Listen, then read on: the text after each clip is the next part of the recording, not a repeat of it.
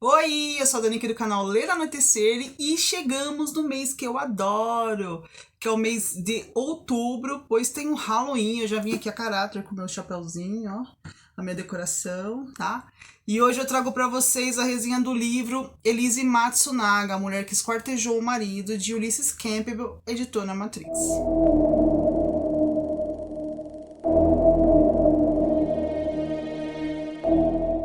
No dia 19 de maio de 2012, Elise assassinou e esquartejou seu marido, Marcos Kitano Matsunaga.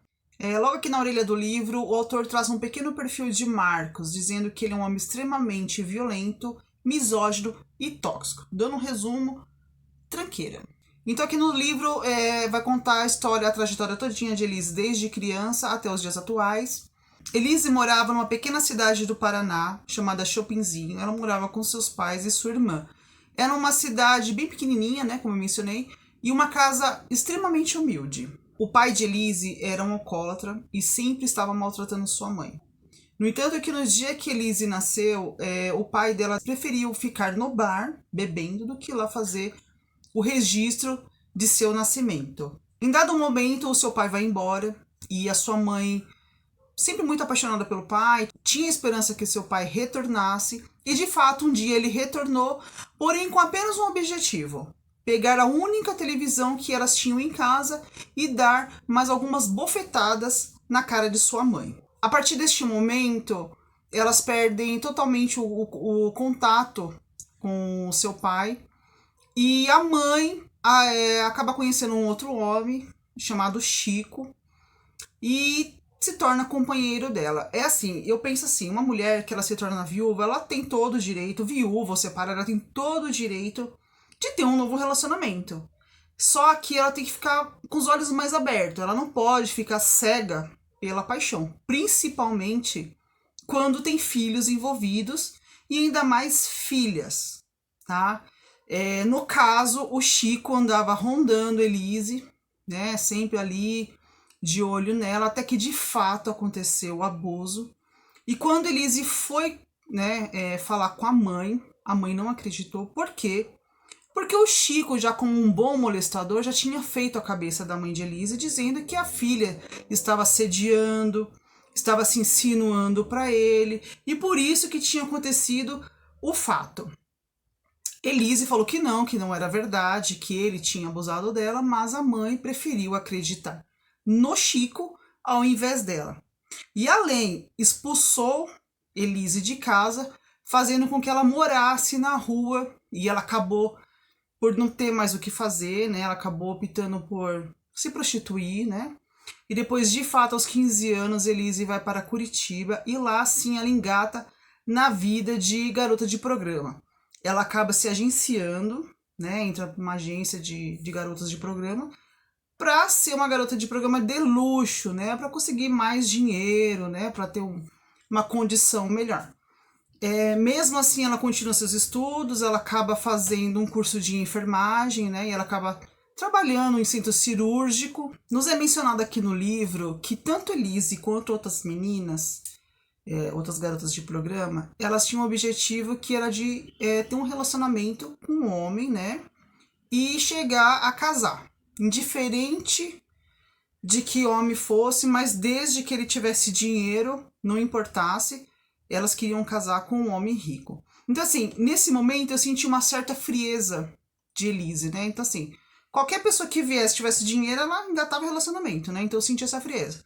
Tem uma série na Netflix chamada Elise Matsunaga, Era Uma Vez um Crime. Lá ela vai contar o relato da vida dela, que é diferente do livro, porque no livro é uma biografia não autorizada, tá? Então, assim, ele é composto por relatos de pessoas conhecidas de Elise. Aí já na série eu já senti ela um pouco mais apaixonada por Marcos, né? Assim, eu não senti tanta frieza como eu senti no livro. Tem um porém, esse livro tem em torno de umas 470 páginas, assim, mais ou menos, mas eu acredito que umas 100 páginas resumia muito bem já a história. Então no livro vai contar relatos de outras pessoas que conheceu Elise, de estatística, várias coisas, vai ficar dando uma enrolada no livro, e isso, assim, me deixou um pouco a desejar no livro. Mas quando chegava nas partes de Elise e de Marcos, o livro engatava e ia muito bem, tá? Fluía muito bem a leitura. Eu só não gostava mesmo dessas partes que eu acho que tomou muito tempo. Diversas vezes parecia até que eu tava lendo outro livro que não tinha nada a ver com o crime, né? Então, assim, eu não gostei muito dessa parte, mas quando fala de fato do crime, foi bom. Marcos só se relacionava com garotas de programa, tá? A única mulher que é mencionada que não era garota de programa só foi a primeira esposa, com quem ele teve uma filha. Isso mostra que ele era um homem introvertido, né? Então para ele era muito mais fácil, né? Ele pagava, fazia o que queria, não precisava se relacionar, né? Começar aquela conquista, porque eu acho que ele não levava jeito pra coisa, então era mais fácil pagar e sair com as garotas de programa. Marcos tinha um amigo de guerra, né? Que vivia essa vida dupla, né? De garotas de programa. E após os programas, o que eles faziam? Eles iam até um site e dar a nota para as garotas de programa, né? Então lá eles eram assim, né? Principalmente Marcos. Marcos, ele escrachava as mulheres mesmo, né? Então lá ele falava se a mulher era bonita, se a mulher era feia, se ela fazia tudo que ela tinha prometido, se o local, a casa dela era limpa, né? E assim, só que ele sempre detonava, né? Ele sempre arranjava um jeito de falar mal mesmo, sabe? Marcos se achava o foda, né? Mas na verdade ele era um bosta, né? Pra mim ele era um bosta. Mas o que ele não sabia é que as mulheres também falavam dele, né? Elas mencionavam que ele também não era tudo aquilo que ele achava ser, né? Então o Marcos, quesito cama, ó, nota 0. Como eu mencionei, Marcos só saiu com garoto de programas e também como eu mencionei, ele era misógino, tá? Não é porque um homem é heterossexual que ele sai com uma mulher, é que ele gosta da pessoa mulher, tá? Porque ele gostava de maltratar, de judiar, de humilhar, essa era a intenção dele. E ele não só maltratava as garotas de programa, como a sua primeira esposa e a Elise Matsunaga. Ele sempre as colocava no chão, né? No entanto que a sua primeira esposa, ela era uma funcionária de uma das empresas, né? Porque as empresas eram dos pais de Marcos. E Marcos tinha mais um irmão que ajudava, né? Na empresa, no funcionamento, tudo. E ele foi um dia conhecer uma filial e conheceu essa moça. E ela trabalhava assim, né? Na fábrica. E ele se apaixonou por ela, e daí ela foi subindo de cargo, foi subindo de salário, até que um dia ela se tornou esposa dele. Só que era assim, qualquer briga, ele já falava, já fazia lembrar de onde que ela tinha vindo, né? Então ele sempre queria humilhar, assim também como ele fazia com Elise, né? Sempre chamava ela de vadia para baixo, né? Tentava, mostrava para ela quem ela era. No entanto que ele falava que ele sempre vivia no programa. Eu acho errado, porque Elise, a partir do momento que começou a se relacionar com ele, ela parou com os programas. Ela se tornou esposa dele, né? E ele não, toda vez na briga ele fazia lembrar quem ela era, sempre a humilhando. E isso é bem típico de homens, né, que se sentem inferiores. Eles acham que eles precisam humilhar as mulheres para eles se sentirem superiores. Tá? Então é bem típico desses homens. Me desculpa se alguém se sentiu ofendido pelo que eu falei pelo Marcos, mas não é porque ele morreu que ele virou santo, tá? Ele foi apenas vítima do crime que ele sofreu, tá? Mas não isenta de todas as coisas ruins que ele fez, tá? Ele não virou santo, tá? Ele era um homem nojento, tá? Eu não tinha essa visão dele quando apareceu o crime, né? Sempre, porque a pessoa morreu, parece que a pessoa é vítima. Lógico que ele foi vítima, foi. Mas depois que eu li o livro, eu vi que ele era bem, sabe? Uma pessoa desprezível, assim, horrível mesmo. Então, enquanto o relacionamento de Elise e Marcos ia tudo bem, né? Enquanto tava tudo naquele começo de relacionamento, ele levava ela para jantar, levava para viajar, para passear, tratava ela como uma princesa, né? Ela deu continuidade nos estudos, ela se tornou bacharelada em direito, começou a fazer cursos de tiro. No entanto, que mencionou que ela era uma excelente atiradora, que ela tinha uma mira extremamente precisa. Passado um tempo de relacionamento, Elise acabou engravidando e o relacionamento acabou esfriando. E Marcos voltou a se encontrar com garotas de programa. E no caso, ele começou a ter um relacionamento com uma tal de Natália, que foi o pivô de todo o crime. Elise, já desconfiada da traição e certa de querer se separar de Marcos, ela contrata um detetive particular para ele poder tirar fotos, para ela poder mostrar para advogado, para mostrar a traição, né, para poder dar continuidade no divórcio. No fatídico dia, temos a imagem de Marcos descendo no elevador, buscando uma pizza, e essas são as últimas cenas que temos dele vivo. Então Elise diz que não premeditou o crime, que eles estavam jantando, e quando ela começou a confrontar Marcos sobre a traição, ele ficou nervoso e veio para cima dela e deu um tapa em seu rosto. A partir desse momento ela começou a correr pela casa, que ela ficou com medo que ele ia matar, que ele ia bater, que ele ia fazer alguma coisa com ela, e ela acabou pegando a arma e ficou de frente com ele. E ele falou assim, não, você não tem coragem, você é uma vadia, ficou xingando ela, falou um monte de coisa, você não tem coragem de atirar, e daí ela foi, mirou e deu bem no meio da testa de Marcos. Aí Elise alegou legítima defesa. Se ela tivesse alegado, se fosse talvez, na verdade, né, legítima defesa, eu acho que seria melhor ela ter ligado para a polícia, né? Então se ela tivesse ligado, talvez até poderia acreditar nessa versão. Elise arrastou o corpo de Marcos até um quarto, esperou esfriar para não jorrar tanto sangue. E a partir deste momento ela começou o esquartejamento. Geralmente quando existe o esquartejamento de um corpo, primeiro faz a degola, né? Tira a cabeça e depois vai cortando as partes do corpo. Elise começou pelo joelho e foi subindo. Elise só tirou a cabeça de Marcos porque não coube o tronco com a cabeça dentro da mala. Então, assim, isso demonstra uma certa frieza em Elise, porque como você vai esquartejar um corpo com o rosto lá, né, com a cabeça lá olhando, né, para você ver assim o requinte de crueldade que foi feito este crime. A partir deste momento, ela coloca as partes do corpo em sacos e sai, que é aquela cena que a gente tem dela descendo no elevador com as malas, para poder fazer desova pela cidade, né, das partes do corpo de Marcos. Tem uma parte na série que, se eu não me engano, é o delegado, que ele menciona que Elise, por ser uma garota de programa, ela seria uma assassina.